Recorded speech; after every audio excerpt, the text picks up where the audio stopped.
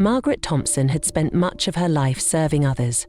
At 60 years old, she was a retired elementary school teacher in Kansas, someone who had poured her heart into shaping young minds for over 3 decades. She was known in her community for her warmth, her wisdom, and the way her classroom always felt like a second home to her students. But life had a way of changing. Margaret's once vibrant world had grown quiet. She had longed to find her way from London, and she felt that she was ever closer to the magical world had grown rather. 5 years earlier, she had lost her husband to cancer, a loss that left a deep void in her heart. Her 2 children, now adults with families of their own, lived in other states, too far away for frequent visits. The once lively family dinners and holiday gatherings had become distant memories. Now, Margaret spent her days alone in a modest home on the edge of her suburban neighborhood. Her days were predictable, filled with small routines like tending her garden, flipping through old photo albums, and rereading her favorite novels. The evenings, however, were much harder. The silence seemed louder, the rooms felt emptier, and her heart weighed heavier. Margaret struggled with the quiet ache of loneliness that so many in her stage of life endure, but rarely speak about. Her health had also begun to fail her. A chronic heart condition made even simple tasks feel daunting. Doctor visits and medications had become a constant in her life. While she tried to keep a brave face, inside she felt weaker and more fragile with each passing day. She often found herself reflecting on her younger years, when she had so much energy, purpose, and faith. She remembered the days when she attended church regularly, sang hymns with her family, and leaned on her faith for strength. But over the years, as life's burdens grew heavier, her connection to God had quietly faded. It wasn't intentional, just the slow drift of a heart overwhelmed by grief, illness, and isolation. One crisp October evening, Margaret sat in her favorite chair, wrapped in a worn-out quilt, staring at the flickering flame of a candle on her table. Old photographs of her husband and children were scattered on the coffee table, a bittersweet reminder of the life she once had. Her thoughts turned to questions that had haunted her for years. Is this all that's left? A life of waiting? For what? Tears welled up in her eyes as she whispered aloud, God, if you're still there, if you're still listening, I need to know. I need to understand why I'm here, why I feel so alone. Is there anything left for me in this life? That night, as she drifted into a restless sleep, she had no idea that her life was about to take an extraordinary turn. In her frailty, in her loneliness, and in her deepest moment of doubt, heaven was preparing to speak to her in a way that would not only transform her life, but inspire countless others. Part 2. The Health Crisis and Crossing Over. The following morning started like any other. Margaret woke up early, the sun barely peeking through her bedroom curtains. She shuffled to the kitchen to make her usual cup of tea. Something felt different.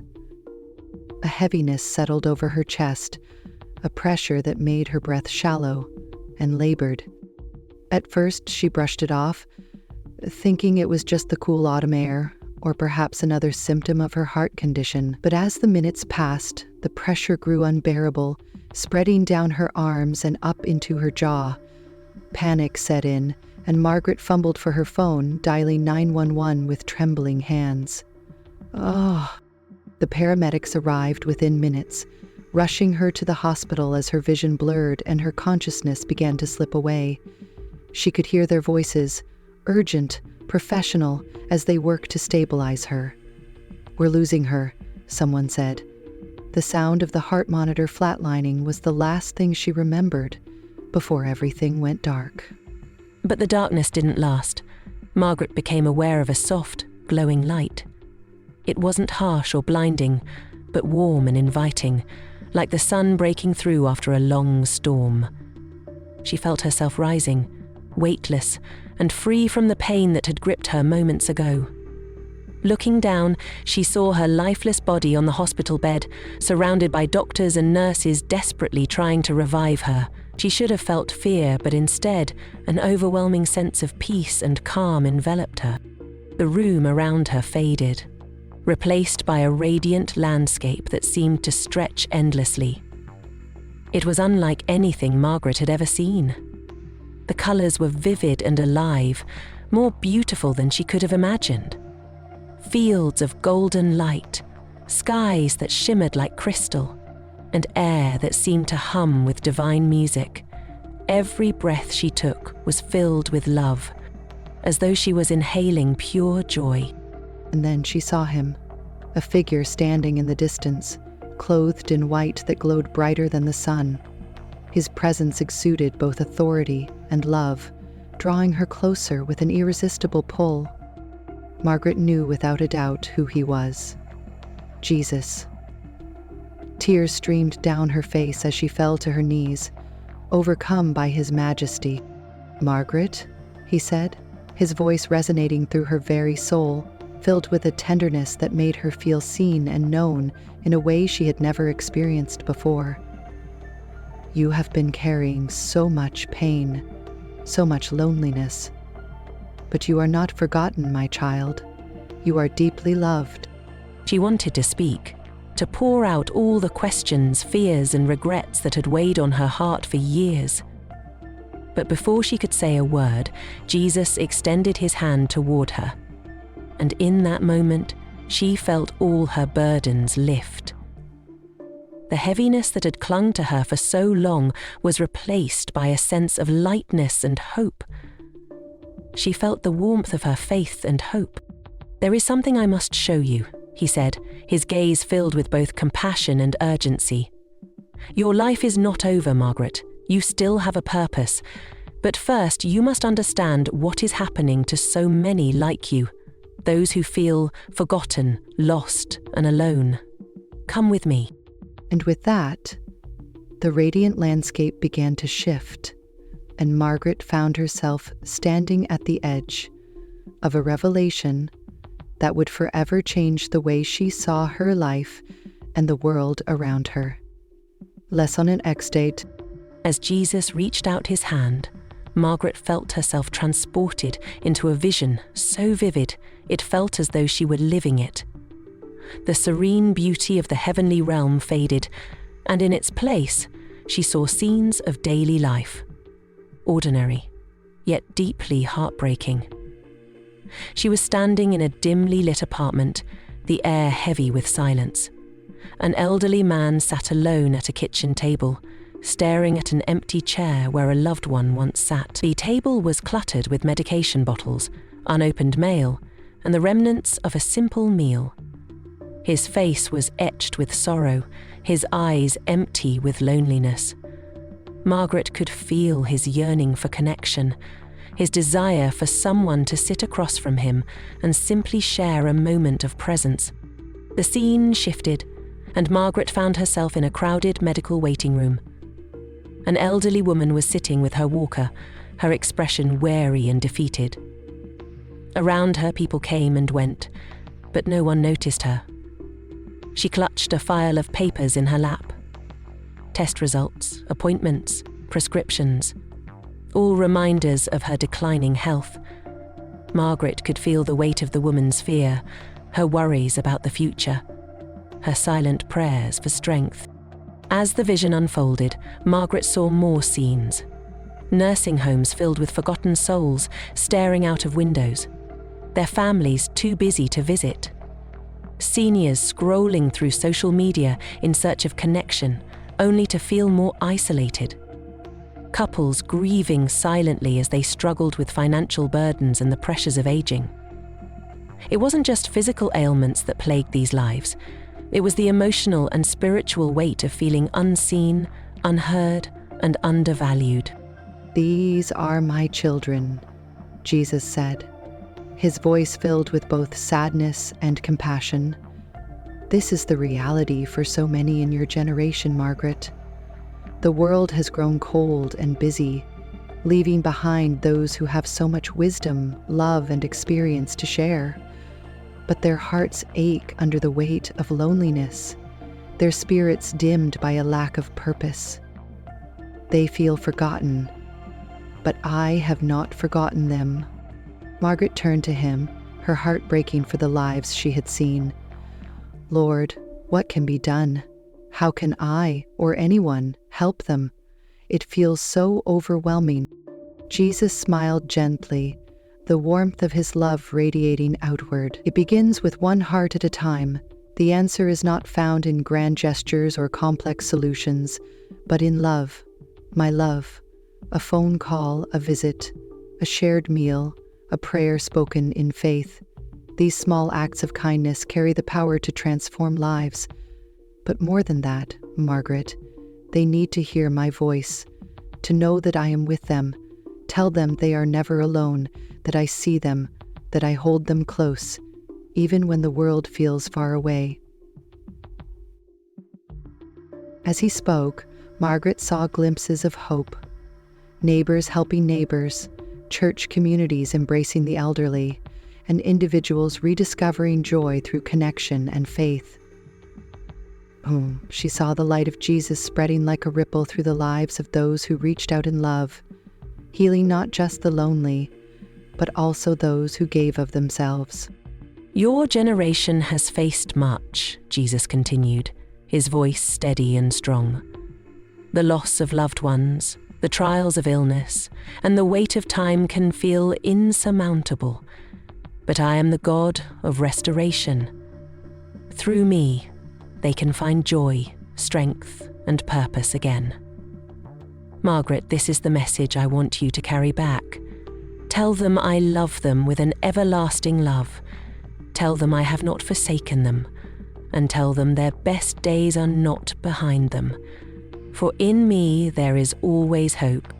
The vision faded, and Margaret stood once more in the radiant presence of Jesus.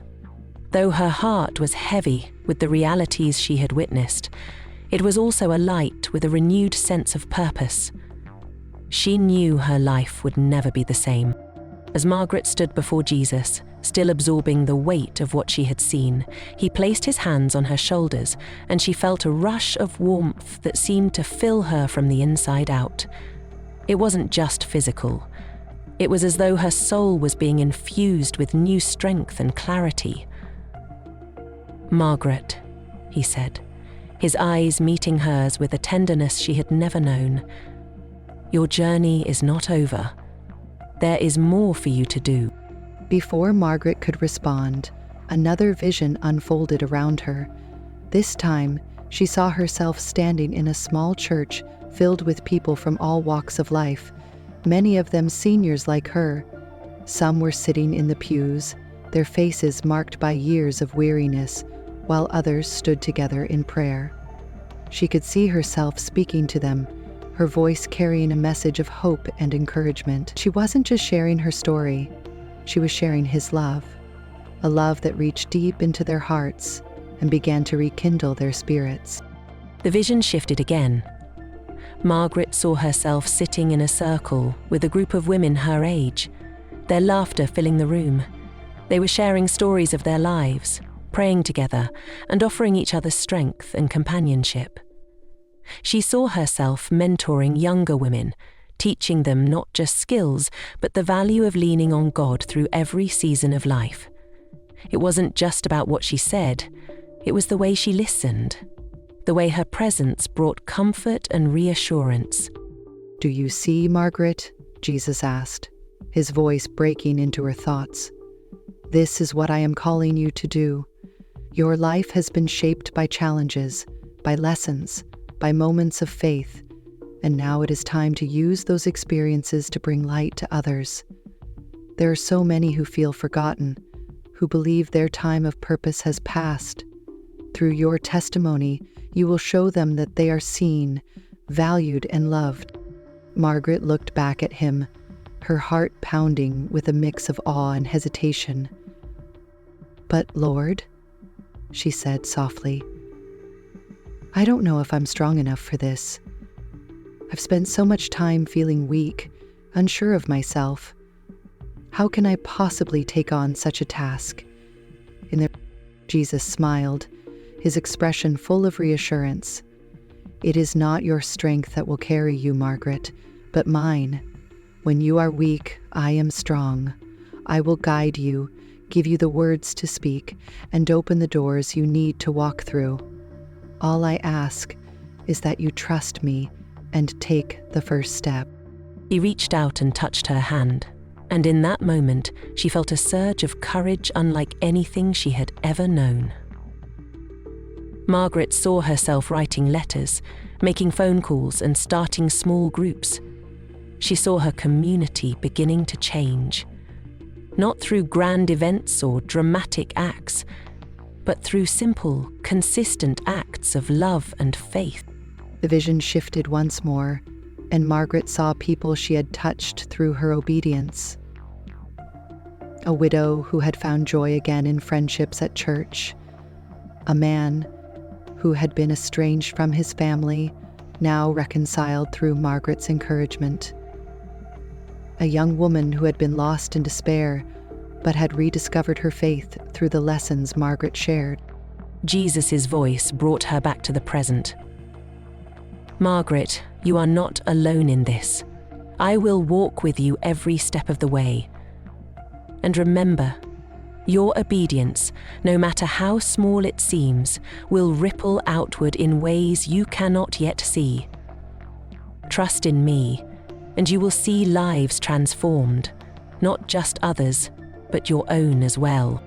Margaret nodded, tears streaming down her face, her heart swelling with both the gravity of the task and the promise of his presence. She knew this was not just a call.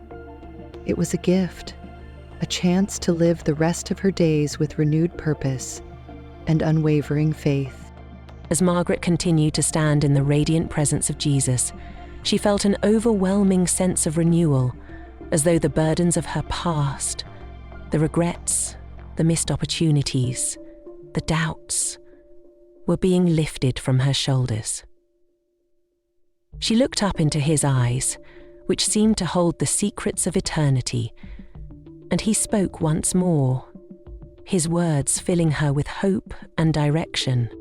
Margaret, Jesus said, his voice both firm and compassionate, you have spent so much of your life worrying about what has been lost, your health, your relationships, your time.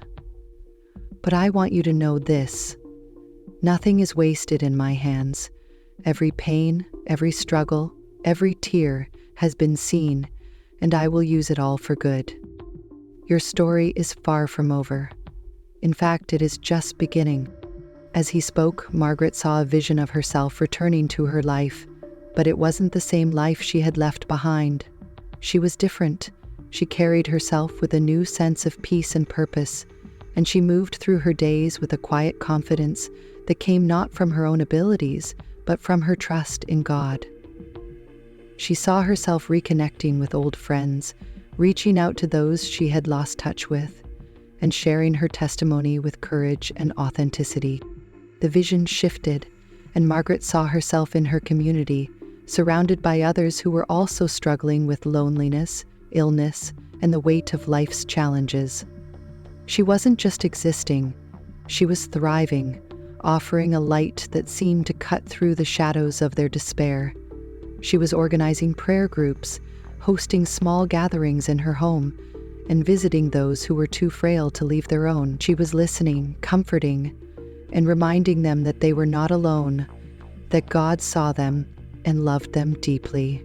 Margaret, Jesus said, breaking into her thoughts, the world is full of people who feel forgotten, especially those in their later years. They believe their time has passed, that they no longer have value. But you can show them the truth, that every life is precious, that every moment is an opportunity to draw closer to me and to make a difference. I am calling you to be my hands and feet, to be a vessel of my love and compassion. Will you answer that call? Margaret's heart swelled with emotion, and though fear still lingered at the edges of her thoughts, she felt a deep resolve growing within her. "Yes, Lord," she whispered, "I will follow you. I'll keep you safe until we reach our destination," she promised. The light around Margaret began to shift, growing softer, and she felt the pull of the earthly realm calling her back. She didn't want to leave this place of perfect peace, this presence that filled every part of her being with love and assurance. But she knew her time here was not yet finished. There was work to be done, lives to be touched, and a purpose to be fulfilled. "Before you return, Margaret," Jesus said, placing his hand gently on her head, "remember this. You are never alone. I will walk with you every step of the way. When the road feels difficult, when doubts creep in, when you feel weak, turn to me. I will give you strength. I will give you wisdom. And I will fill you with joy that no circumstance can take away." Margaret nodded, tears streaming down her face as she felt his hand lift and his presence beginning to fade. "Thank you, Lord," she whispered, her voice trembling with both gratitude and longing. "Thank you for choosing me, for giving me another chance." As she drifted back to her body, she felt a rush of sensations: the beeping of hospital machines, the sterile smell of the room, and the worried murmurs of nurses and family members. Her eyes fluttered open, and the first thing she saw was her daughter's tear-streaked face leaning over her. "Mom?" her daughter exclaimed, gripping her hand tightly. "You're awake. We thought we lost you." Margaret managed a weak smile, her heart swelling with both the joy of reunion and the knowledge of the divine mission she had been given. "I'm here," she whispered, her voice soft but filled with determination. "And I have so much to tell you." Over the days and weeks that followed, Margaret shared her experience with her family and close friends, and though some were skeptical, others were deeply moved. She began to make small but significant changes in her life, spending more time in prayer, reaching out to neighbors who were alone, and encouraging others to join her in rediscovering their faith.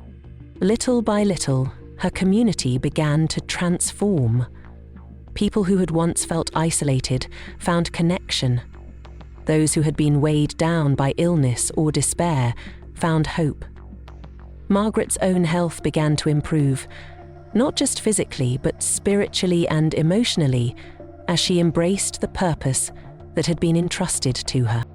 And through it all, she carried the words of Jesus in her heart, a constant reminder that her life and the lives of those around her were precious, filled with potential, and deeply loved.